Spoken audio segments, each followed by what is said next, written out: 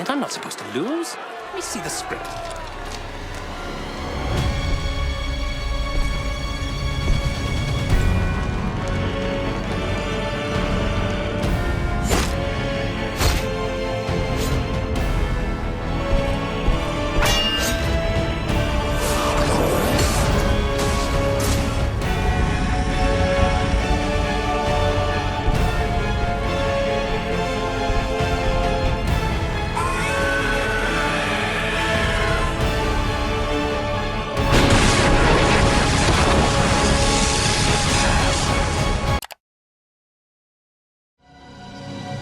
Wondering how we got here? Honestly, I'm feeling the same way. But I guess what I'm more interested in is how we got here from a structural standpoint. Like, what are the narrative building blocks one needs to get from your players met in a tavern to a scene like this? People fighting the kingdom that they once called home, families' lives on the line, and possibly the entire world ending. With stakes like these, what kind of groundwork needs laying to make all this feel earned and believable? Well, what you could do is one of the most heinous, disgusting, the most loathsome thing a D&D player could ever have the misfortune of suffering through. You could read the core documentation on how to actually play this game. I think I'm going to be sick. The 5.5e Dungeon Master's Guide details a 4-step process, but it's a bit short and lacking in detail on just how to make a satisfying story. So where else can we look? The tried and true option is Joseph Campbell's Hero's Journey, which has a total of 17 steps, but it's kinda long, having the opposite issue the DMG has, with a lot of steps not really used in modern storytelling anymore. Christopher Vogler's Writing Journey, or Dan Harmon's Story Circle, or Freetag's Pyramid, or the 7-point story structure are much shorter and more streamlined versions of the hero's journey. The problem being, as DMs, we have to account for things like player input and avoid railroading as much as possible. So in the context of making D&D quests specifically, how do these story structures apply? Let's find out.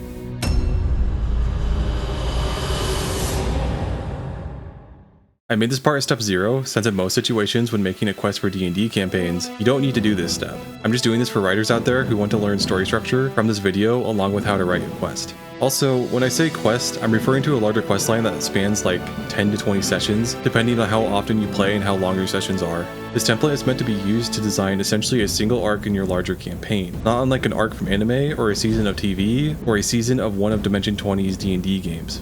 Now, to get to the actual setting. For D&D games, that's pretty easy. D&D is a fantasy role-playing game, so naturally the questline is going to take place in a fantasy setting. If you play in a homebrew game, the details of the fantasy world are up to you, but generally it means a medieval fantasy or maybe steampunk.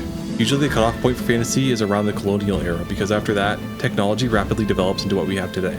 Also keep in mind, originality is stupid. Everything is derivative of something, so don't be afraid to basically copy an existing story and just alter it for your own, especially when making quests for D&D or any TTRPG. I guarantee you most players won't notice that the quest you wrote is basically just the plot of Frozen, because the main characters of D&D Quest are the PCs who can and probably will make radically different choices than Elsa, resulting in the story feeling very different than the original. Along with the perspective shift of playing through a plot rather than watching it makes it harder to realize what it really is. But your players also won't care if you tell them that your next campaign is the plot of Frozen, and they can fuck it up however they want. And to all the AI bros out there, no, you may not twist my words to somehow support AI. While I think it's true that in the macro, originality doesn't exist, you can definitely drown in originality when it comes to the micro details. Case in point, Avatar: The Last Airbender. You want to know the overall plot of Avatar: The Last Airbender? The Chosen One must defeat the evil king to bring peace back to the land.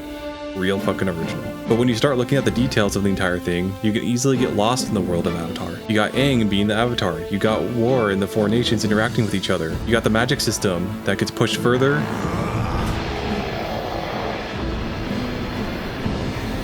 and further and further again. AI can't come up with this shit because it can only mimic what already exists. It completely lacks the human ability to innovate. So now that all that foundational stuff is out of the way, let's actually get into writing a plot for the quest. But where do we begin? Step 1, the end. This might sound strange since D&D is supposed to be this free-form, non-railroaded experience where players have a ton of control over what they do and when, but the reality is, if players want to play through a high-quality story, there's going to have to be at least some planning done in advance, and the players must follow the prepared content to some degree. The other option is randomly generated content. Randomly generated? Randomly generated! As players take actions and the DM flails to make shit up on the fly, which doesn't make for very compelling storytelling. In The Legend of Zelda, Link kills Ganon and saves Zelda and brings peace back to Hyrule. In Halo, Chief blows up the Halo ring, making sure the Covenant can't use it, and presumably destroys the Flood, ignoring the events of the later games. Star Wars Episode 3, Anakin falls to the dark side and becomes Darth Vader. Figuring out the end goal of the story first, then asking yourself, how did we get here? And working your way backwards is really important to writing a good story because it allows you to leave a lot of foreshadowing throughout the story. It also makes writing investigations easier since you already know who the culprit is and just need to leave some clues for the players to find. Player character motivation can be as simple as their end goal being getting paid, either with money, favors, or powerful items. And that's fine for lower level or side quests that aren't intended to have huge narrative weight to them, but if you really want your players to do the gamer tilt when playing through the quest, it's best to integrate this funny little thing players do called writing a backstory. The 5.5e DMG says that if an adventure situation directly affects the characters or the people and places they care about, that is often enough motivation enough for the characters to get involved, which is very true. So make sure to look at the document players make that's either 20 pages of epic lore about how they used to be a crazy level 20 character, or a single page or less, most likely written by AI. This is not her name, dude! I literally gave you her name. What are you doing? Yeah, if you use AI to write your character backstory, you don't deserve to play this game. Your backstory doesn't need to be 20 pages. All you need to write is a paragraph or two. You're a human fucking being. I know you're capable of basic creativity and basic literacy. So how do we integrate character backstory into our quest writing? Well, you can do it in one of two ways. Either you can have each quest in your quest line focus on each character individually, so the PC spotlight is fairly shared from quest to quest. Or you can have several player backstories all be a part of the same quest, which is a little messier for spotlighting PCs, but can be useful when running a shorter, more focused campaign. A great example for the first way of integrating character backstory into your quest line is actually the Chroma Conclave arc of Critical Role's first campaign. In this arc, 4 dragons calling themselves the Chroma Conclave attack the city of Amon, their home city. Vox Machina then learns and sets out to recover the vestiges of Divergence, the only snag being that some of the vestiges are in the hands of people from the PC's pasts, forcing the PCs to face their pasts head on. The Titanstone Knuckles are in the hands of Grog's abusive uncle Kevdak, who leads the oppressive herd of storms. Grog was beaten nearly to death by Kevdak, and he was exiled and left for dead, his father standing by and watching the entire thing. Grog was beaten and exiled for having the gall to spare an innocent life, a life that so happened to be Wilhan Trickfoot, who had his great-granddaughter Pike, a cleric of Sarenrae, heal him. So when it comes time for Grog to face his uncle after so many years and show how much he's grown in so many ways, it has a lot of narrative weight. Drop to my knees. No, Grog. And I will shout out. Vox Machina! Fuck! Shit! Personified in him beating Kevdak and taking the knuckles for himself. Cabal's ruin is in the hands of Dr. Anna Ripley, Percy's dark reflection. They're both brilliant inventors, lack empathy, and will do whatever they think it's necessary to achieve their goals. The big difference between the two is that Percy was pushed into becoming the man he is because his entire family was murdered by the Briarwoods. At his core, Percy probably isn't a bad person. Ripley, on the other hand, is just evil. Her backstory is that wizards fucked with her dad, so she grew up to perform illegal human experiments, trying to make an arcane disease as the basis for new biological and chemical weapons. And then she decided to work for Vecna cultists. But the whole Dark Mirror trope is kicked up to 11 when Vox Machina does finally track her down, and it turns out that she has an entire Dark Vox Machina working for her. At this point in the story, Vox Machina isn't aware that the Briarhoods have been or will be brought back to life, and most others that had a hand in the murder of Percy's family have been killed by Vox Machina already. The last remaining person that had a hand in ruining Percy's life is also the one fucking over the group right now, by stealing Cabal's ruin for herself. And worse, the demon, devil, thing Percy made a deal with to learn how to invent guns originally is now working with and empowering Ripley. So by facing Ripley, Percy is finally putting a lot of his past demons to bed. Also, this quest had a sick moment in the actual play where Ripley kills Percy, but in retaliation, the rest of Vox Machina traps her in a bubble, surround her, and then legit rips her apart limb by limb. Encapsulate her, or attempt to. Otuk's a Brazilian sphere. The sphere encapsulates her. She is now currently bound in the sphere and she looks about. Okay, everyone gather around. Oh, not leaving Percy. I'm gonna drop this thing and we're all gonna fucking kill her together. Get ready. Alright, it comes through, we'll say, for the sake of brevity here, it comes back to Scanlan's turn. Everyone's holding their action. I'd like to get right up next to the orb. I do as well. I'm getting up on the log so that I can get a clean shot at her. Her hands are around the orb, and right now her eyes are darting around. She's like, She's trying to find a way to think her way out of this. And you see like her face kind of flash in a couple ways. And she looks around cunningly at all of you and kind of smiles. Percy's killing me right now, not us. I drop it, and we all attack. Stab. Oblivion. How do you, Vox Machina, want to do this? I want to sink my dagger into her arm and sever all around her shoulder and rip her fake arm off of her body. I'd like to carve the Dorolo crest into her forehead. I'm gonna take the axe and go straight across her navel. I'm gonna take a grasping vine and choke her around her throat. I want an arrow straight through her heart and one in her mouth as she screams. The scream is cut short as the arrow finds itself placed in the back of the skull, the other one straight to the chest. Grog, your blade cuts through the midsection as the other grasping vine pulls the lower half down. Ripley is entirely torn asunder in a final silent scream. Why the fuck wasn't that in the show? As for the second type of quest design, where everyone's backstory is being focused on at the same time, a great example is Dimension 20's Fantasy High. All the player characters are first years at the magic high school called the Egg Fort Adventuring Academy, where they will learn how to be typical D&D adventurers. Turns out the vice principal of the school isn't a Dragonborn, but an ancient powerful dragon called Calvaxis, who was forced into Dragonborn form via Egg Fort's magic. There is a prophecy that says Calvaxis will be released from his curse once a new king and queen is crowned in Solus, the land the adventure takes place in. The other requirements of the prophecy are that the dragon also needs 7 maidens in his possession, along with a glittering horde, and the realm needed to be at war. Christine Applebee's is a part of a weird corn religion that is being used by Calvaxis to manipulate everyone and to use as general henchmen. Adine Abernant is the daughter of the Elven ambassador, and when she and the rest of the group get arrested later in the story, it starts a war between Solus and the Elf Kingdom. Riz Gukak's previous babysitter, remember that these characters are only just starting high school. She went missing, and turns out she's one of the maidens Calvaxis needs to fulfill the prophecy. Big Faith, whose biological father turns out to be a powerful devil who is stuck in a crystal, and after releasing him, he aids them in the final fight with Calvaxis. I think Gorgug, Thistle Spring's parents, inventor Gnomes, contributed to the technology to Calvaxis' plans, along with Fabian Seacaster's father contributing to the money to Calvaxis' horde. But we can't let our characters have endless time to do all this, so we need to, step 2, establish the ticking clock.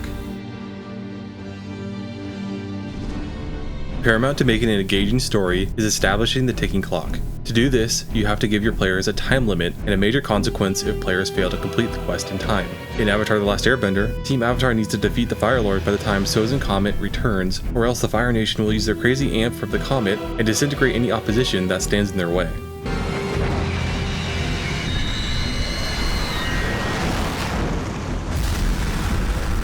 Star Wars Episode 3, Anakin needs to make his decision on falling to the dark side or not before Padme dies, so he can learn what he needs to from Sheev to stop Padme from dying. In the Avengers have to stop Loki before his entire army gets to Earth and conquers the planet.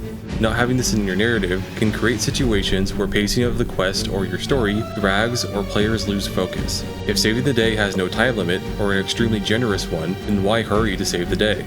Setting a ticking clock also goes hand in hand with setting up the stakes of your story, since the stakes are the consequences of players or main characters failing. Blades in the Dark have progress clocks, which can be used to track countdowns in combat, or a countdown of how much time you have left to complete a larger project. The long-term progress clock is 8 segments, but long-term projects, like creating a new designer drug, can be 2, 3, or even 4 clocks, representing all the phases of development, testing, and final completion. This can be a good way to communicate a limited time frame to your players, since each amount of time, be it hours or days, are represented by a segment and are filled in after everyone does something with that time. Sid Meier and Soren Johnson once said that given the opportunity, players will optimize the fun out of a game, and that one of the responsibilities of the designer is to protect players from themselves. In this situation, storytelling and game design meet. Generally speaking, you should give players less time than you might think they need to get something done, because it forces players to focus on the main plot and to take action. Now that we have all that foundational stuff done, let's actually give our heroes, step 3, a call to adventure. A call to adventure is more commonly referred to as a plot hook in the TTRPG community. Generally speaking, it consists of someone running up to the PCs and asking them for their help for whatever reason, or informing them of something that will make them want to act. You know, I lost my dead wife's ring, or the corrupt city guard stole my money, or your brother's in trouble. Typically, the plot hook should come to the players, since players don't always want to flex their agency and go out and find adventure or pursue their goals, if they have any. But it also makes the game run smoother, since players will be given a reason to go on your pre-planned quests. It's part of the reason why the generic start in a tavern only for something crazy to happen is so common in quest design, because it immediately gets players participating in some kind of narrative where the players will, most likely but not always, follow the path of least resistance and go on the adventure presented to them. In the hero's journey, this section covers the entire first act, Departure. Usually in stories, you start with your character's normal everyday and go through what that would look like, called the ordinary world in the writer's journey. But if the quest you're making is not the absolute beginning of your campaign, then that step isn't needed, since an adventurer's normal day is whatever the quest they just did before this one, or downtime. It's not usually something you need to account for in your quest rating. The same goes for refusal of the call, since typically players want to go on adventures and quests. They're not going to say no. The crossing of the threshold moment is super important in stories, but PCs come and go from whatever home base they have without issue all the time. And belly of the whale moments are supposed to be the characters realizing that there's no turning back from the quest they're currently on. Players usually aren't that introspective, and all those plot points are things players can roleplay, because they're character building moments, thus they are on the player to perform, not for the DM to plan. In Fretic's Pyramid and the 7-point plot structure, this is the inciting incident, the thing that gets players to go and do something. Also, the hero's journey has the supernatural aid section that talks about a mentor figure coming into the story. A mentor-like figure in your quest writing is generally a bad idea because D&D is a cooperative role-playing game that should have the players looking to one another for assistance and guidance as they play the game. When you give players an NPC that are controlled by the DM, then players will often look to that NPC and try to get to the DM through the NPC to tell them what they need to do. So you should definitely not include a mentor-like figure in your quest writing. You can have a mentor figure for a player that they can meet with during downtime or something, but not one that goes with them on adventures. But something that should happen at the same time or right after, Step 4, Villain Introduction. This step is actually really important since putting a face to the main villain and showing just how evil they are makes our story more engaging because it's giving your characters a character to root against. To be clear, the player should not fight the villains in this step. If they do fight, it should be with their henchmen, but if they do fight the villain, they should lose badly. But don't kill your players if you can help it. Star Wars has Darth Vader walking in after the stormtroopers, just looking over all the dead bodies like an annoyed manager looking over knocked over product. In The Batman, the Riddler is introduced to Batman through a crime scene you created. In The Dark Knight, while the Joker is introduced to the audience right away, he's not introduced to or shown his villainy off to the protagonist until Harvey Dent's fundraiser. And just like every other part of this template, you don't have to do everything exactly in order as I'm telling you to do it. In Avatar: The Last Airbender, the Fire Lord is talked about, but his literal face isn't shown to us until Season 3. Or again, with Star Wars, Vader is shown as being the big villain, but in Episode 5, it's revealed that he works for someone else. Or even look at Fantasy High, the main villain is introduced right away, and no one knows yet, because the twist is that he is the BBEG at the end. So while yes, I think when it comes to D&D writing, you really should show off a main villain and how villainous they are right away to help set the tone and the stakes. There are a lot of ways you can play with introducing the main villain, but no matter what, at this point in the story, they should be introduced in some way. Either personally showing up, or agreeing telling the players how, I could die just for telling you about the BBEG.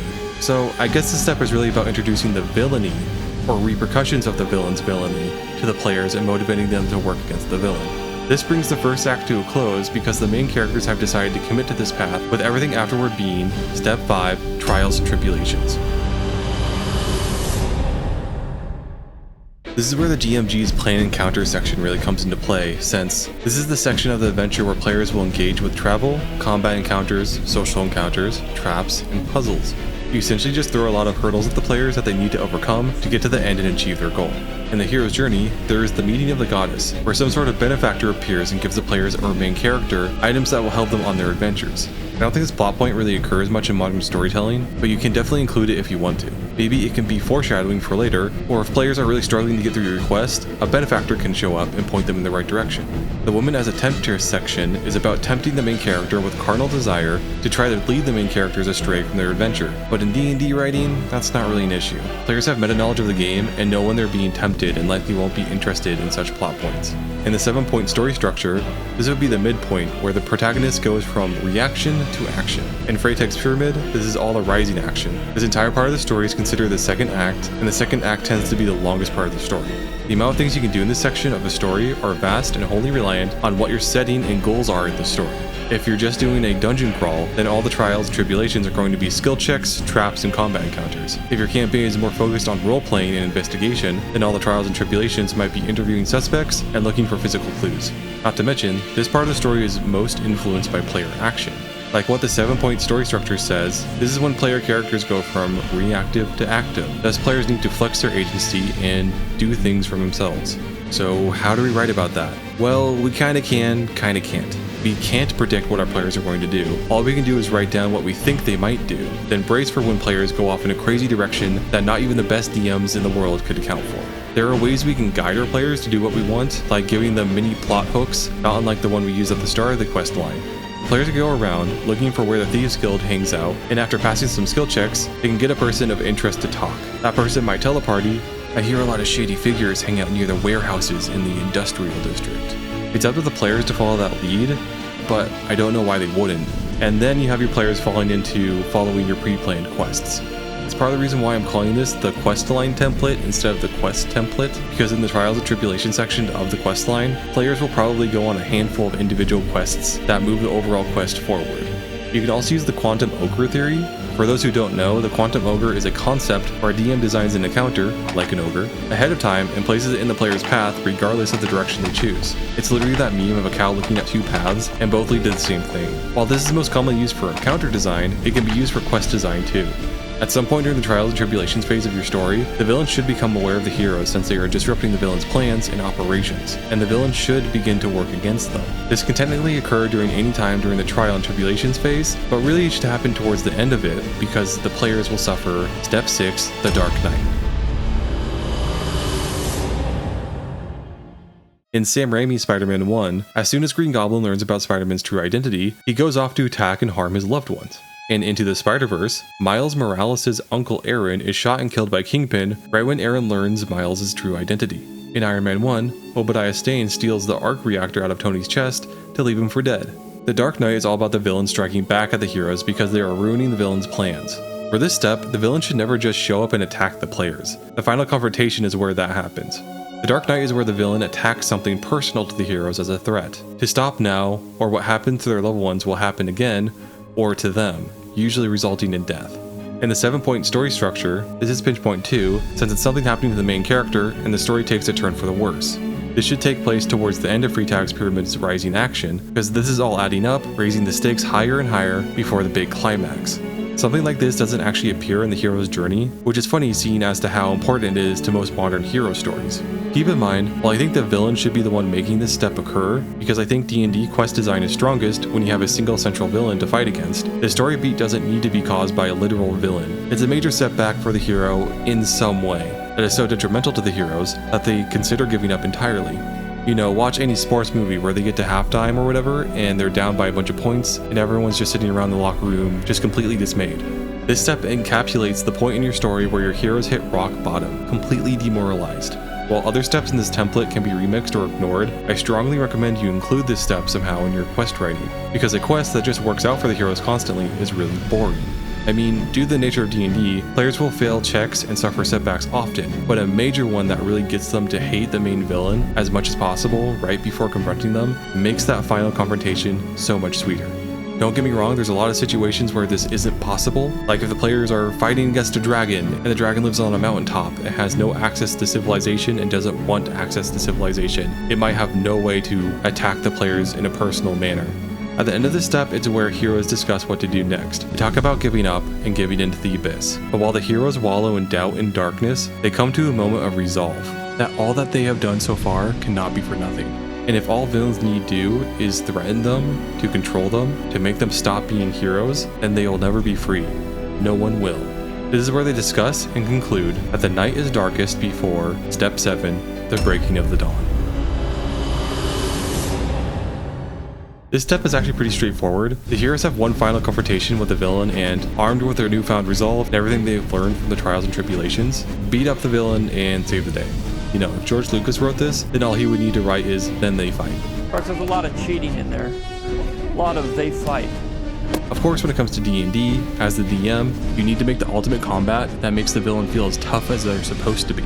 But also make sure that you give players a chance to talk to the villain first before the fight starts. You should really be doing that in every situation where combat could occur. But it's especially important for the final boss fight because D&D is a role-playing game. with some of the main skills being persuasion and deception. It would be a shame if those skills aren't represented in the final confrontation in some way, not to mention that some of the best video game RPGs of all time all let you talk the final villain at the end of the game to convince them to give up or kill themselves, and people like that, so you should do it. It's time to stop! Here's something that might be tough to incorporate into your quest line. Because you aren't supposed to railroad, and combat in D&D is supposed to be somewhat simulationist, since you're supposed to follow the rules and let things play out as the rules dictate. But if you're able to, work in a second micro Darkest Night into the final fight, if the confrontation does turn into a fight. Then you can make the final fight even more impactful than it would be otherwise. Doing this works just like the Darkest Night step, but occurs in combat. You know, one or two of your allies are knocked down, you're surrounded. The villain isn't that hurt yet, and it seems like things can get worse. Then they get worse. Just like before, they ask the question, this time internally to themselves, was this all a big mistake? Was it wrong of us to try to do good? And the heroes must make a choice once more, either give up and give in to the abyss, or defy the odds.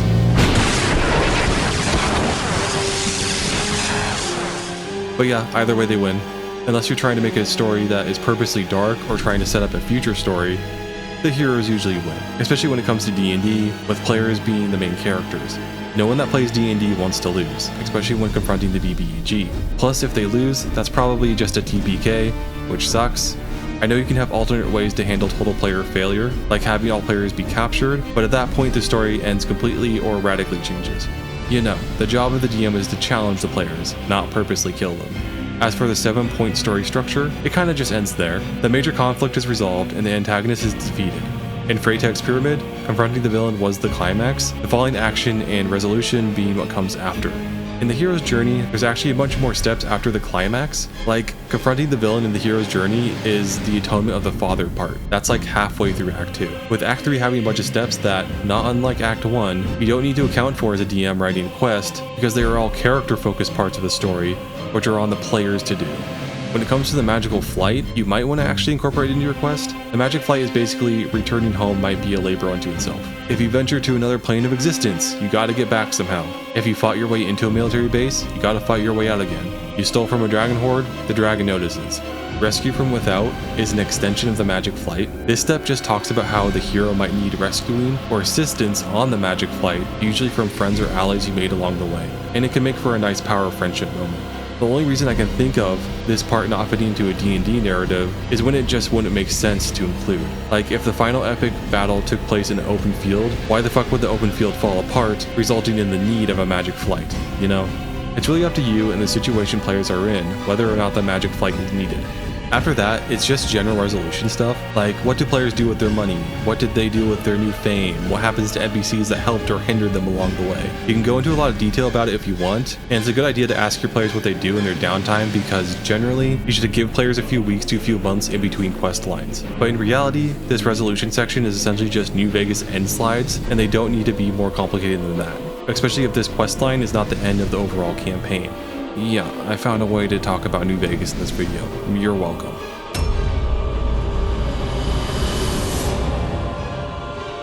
Okay, here's the outline I wrote for the quest that occurs in the video. It's short, only being about 1.5 pages long, and it only took me maybe like an hour or two to write. Yours can be longer or shorter based on how much detail you want to go into.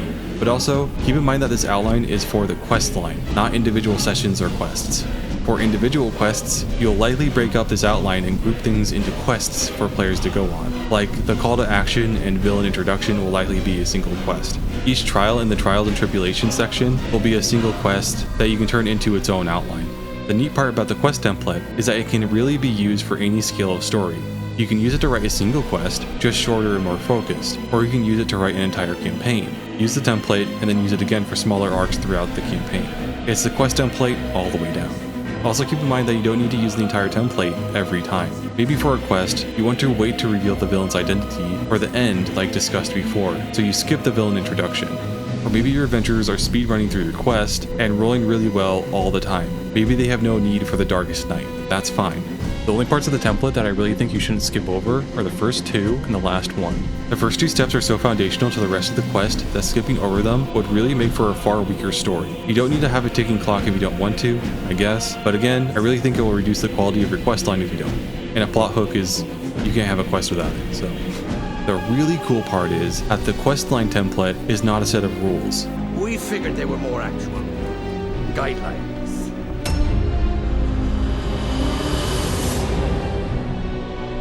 Oh, why? What are they gonna do? Cut our budget? I'm gonna go get a beer. Well, it turns out that my questline template is basically just the 7-point story structure, but hopefully me going through it helps you in some way, since I know a lot of people out there, DMs and D&D players alike, don't know this stuff. But for those who are wondering where Mythic is at, I'm currently transitioning everything over from the Google Doc to the official PDF, including space stuff. It's taking longer than expected, but I'm getting there. But hopefully I can get something out soon, so I'll see you